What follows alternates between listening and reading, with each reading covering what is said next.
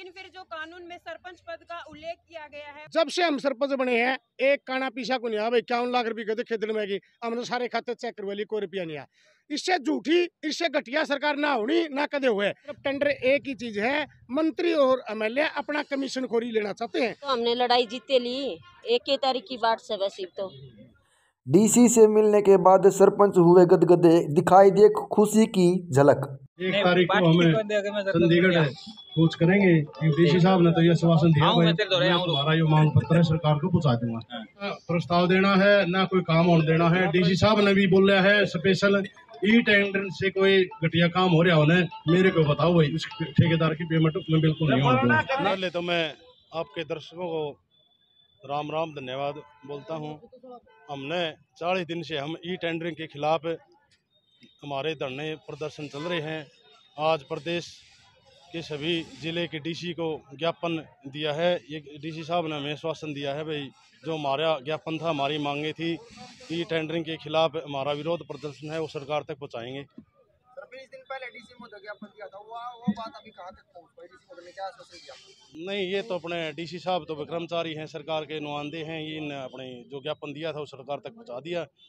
Sir तीसरे पड़ाव की आप बोल रहे थे जरूरत नहीं पड़ेगी, एमएलए विधायक के जो कोटिया के राव किया था वही से अपनी बात मानी जाएगी, लेकिन तीसरा पड़ाव शुरू कर दिया। 1 तारीख को चंडीगढ़ कूच के लिए तैयार बैठे, इसकी जरूरत क्या पड़ी? अगर नहीं, सहमति तो बनी नहीं सरकार हमारी मांगे नहीं मान रही। हमारी तो मजबूरी है चंडीगढ़ कूच करने की, हमारी जायज मांगे है, सरकार मान नहीं रही तो हम सीमा आवास का घेराव करेंगे। 1 तारीख को हम चंडीगढ़ जाएंगे। डीसी महोदय ने क्या आश्वासन दिया सर? डीसी महोदय ने तो आश्वासन दिया है सरकार तक हमारा जो मांग था मांग पत्र वो पहुँचाएंगे। 1 तारीख को पूरा हरियाणा से चंडीगढ़ कूच करेगा? हाँ, चंडीगढ़ कूच करेंगे। मैं सुशीला गांव कापड़ों से सरपंच हूँ और डिस्ट्रिक्ट की उप प्रधान। महिलाओं की 50% भागीदारी बताइए मैम सरपंच में। आपने अपना दुख जाहिर अभी 2 मिनट पहले किया था कि महिला सरपंच प्रत्याशी नहीं पहुंचती हैं, जो आपका धरना प्रदर्शन चल रहा है। पहुंचेंगी, मैं चंडीगढ़ 1 तारीख को पूरी से पूरी पहुंचेंगी।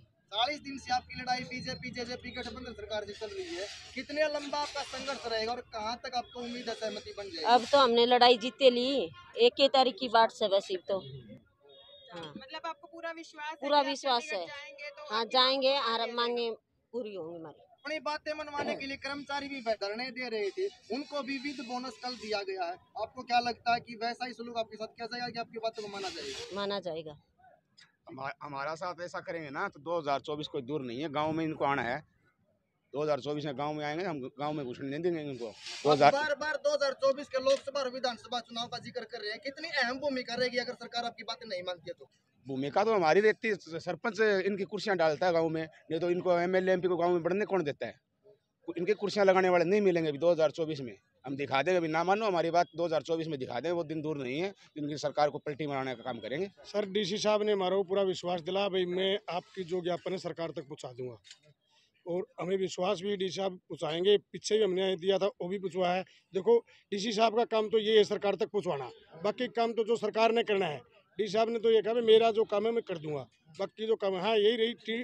डी साहब ने ये भी कहा यदि ई टेंडरिंग के माध्यम से कोई काम हो रहा है गाँव के अंदर और यदि उसमें कोई घटिया सामग्री लगा रहा है और उसकी पेमेंट वीडियो या कोई एक्शन ऐसी कर रहा है तो मेरे को तुरंत बताओ, मैं घटिया काम नहीं हूँ। हमने ये भी बताया ऑफिस के सामने ही, माँ सर आपके ऑफिस के सामने घटिया ईंटें लग रही है, ये बताया हमने।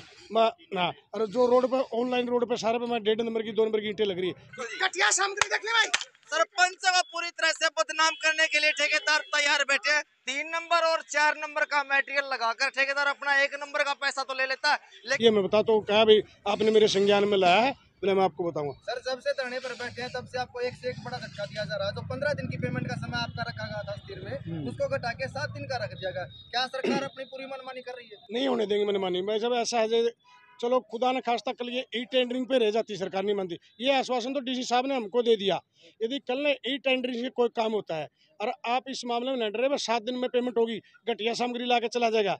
यदि सरपंच जब तक उसको जो ई टेंडर से काम होगा उसको ये नहीं कहेगा नहीं सही है तो पेमेंट नहीं होगी। और मैंने साहब को ही बताया, मैं आपके चैनल के माध्यम से बताना भी चाहता हूँ ई टेंडरिंग क्या है। ई टेंडरिंग कौन चाहते हैं? जो अपने एमएलए मंत्री ये है ना, खट्टर साहब ने इस बात का ऊपर लेवल पर पता नहीं है, नीचे लेवल पर जो मंत्री है, कैबिनेट मंत्री जो बबली है, ये वो जो एमएलए है, ये क्या चाहते हैं भाई ई टेंडरिंग हो। ई टेंडरिंग में क्यों कमीशन, उन्होंने तो एक्शन को फोन करना है, तो एक्शन साहब कितने टेंडर हुए, कितने लाख के हो गए भाई, जो हमारा 10% पहुँचा दो भाई। जब टेंडर ना होगा तो सरपंच करा जो कमीशन मांग नहीं सकते सरपंच से, तो सरपंच से कमीशन मांगा तो उन्हें दो, फिर गांव में इलेक्शन में वोटों को लेना है। कैबिनेट मंत्री तो सरपंचों के ऊपर बिलीव कर रहे हैं कि भाई सरपंच भ्रष्टाचार करते हैं, कैबिनेट मंत्री खुद चाहता है, सुनो भाई साहब, खुद चाहता है भाई टेंडर हो, टेंडर का 10% ठेकेदार के माध्यम से, अधिकारियों के माध्यम से मेरी जेब में डले, और हम ये होने नहीं देंगे जब तक भाई साहब हमारा 1 तारीख को हम दिखा भी देंगे कैबिनेट मंत्री को बस सरपंच क्या चीज है।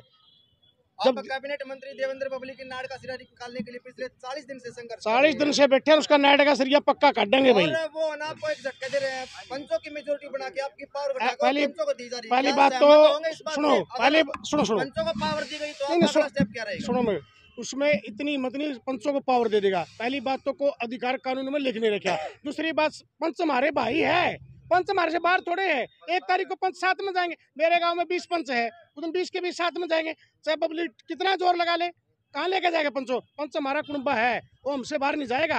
अरे ये दिखा देंगे पब्लिक को, देख ले किसी गांव में ट्राई मार के। एक टेंडर के लड़ाई केवल सरपंच लड़े या ब्लॉक समिति और जिला परिषद? ब्लॉक समिति, जिला पर सभी ग्राम, सभी पंचायत मेंबर और गांव के लोग भी। भाई साहब मैं आपको बताना चाहता हूँ, ई टेंडरिंग से काम की गुणवत्ता नहीं आएगी।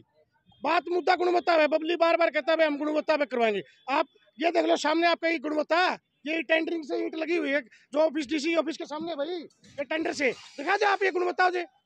हमने एक आपके माध्यम से पहले भी कहा था, मैंने एक चैनल के माध्यम से, डीसी साहब आपकी कैबिनेट बिठाए, हम सभी जिला के 20 सरपंच बिठाएंगे, जो उसमें गुणवत्ता में कोई बात हो जी, हमने ई टेंडरिंग की कोई बरेज नहीं, हर बात का सवाल दे, हम बैठेंगे सामने।